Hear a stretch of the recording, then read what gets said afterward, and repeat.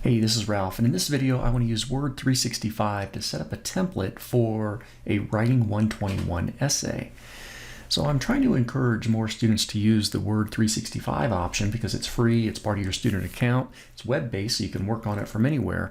It does lack some of the features though of Word 2016, Word 2019 installed, but let's try this.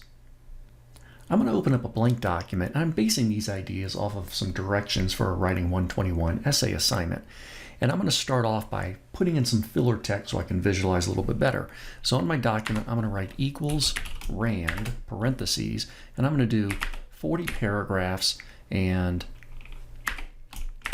9 sentences per paragraph. Press enter, gives me a bunch of filler text. Okay, great. I can clearly see I need a double space first, so I'm going to press CTRL A to select everything. On my home ribbon, I'm going to go all the way over to the more options, line spacing, double line spacing. Great. Now, even if and I'm not at the beginning, but I can press CTRL Home, puts my insertion point at the very top of my document. Press my Enter key, and I'm going to create a few paragraphs to identify the student, and we're going to have in the student first name, space, student last name. Next line could vary, but most people in this professor, they seem to want the professor's name, professor so-and-so, enter, and then we would have the course involved.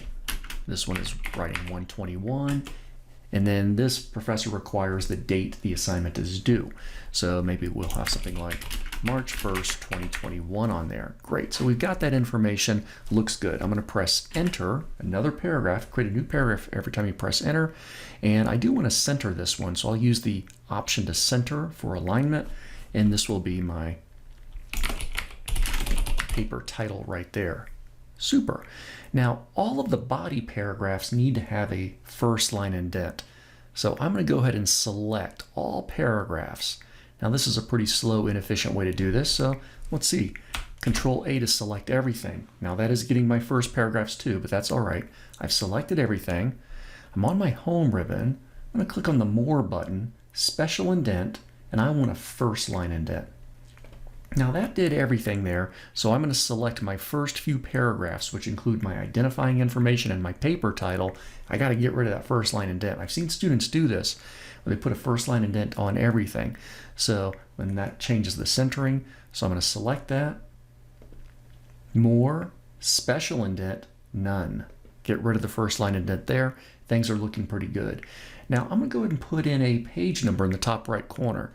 So insert, page numbers. Now I'm going to put a page number up in the top right corner. There we go.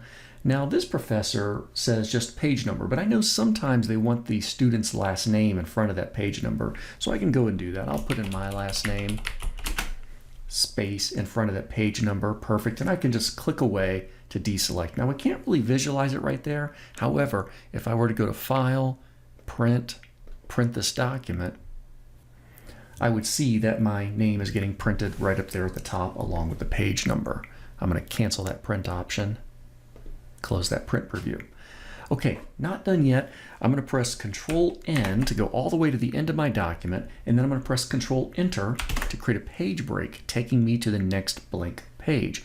I can tell that I've already got a first line indent applied, so on my home ribbon, special indent, none to get rid of that first line indent. And then I can use my centering option, and I can type in works cited. I'm going to press enter.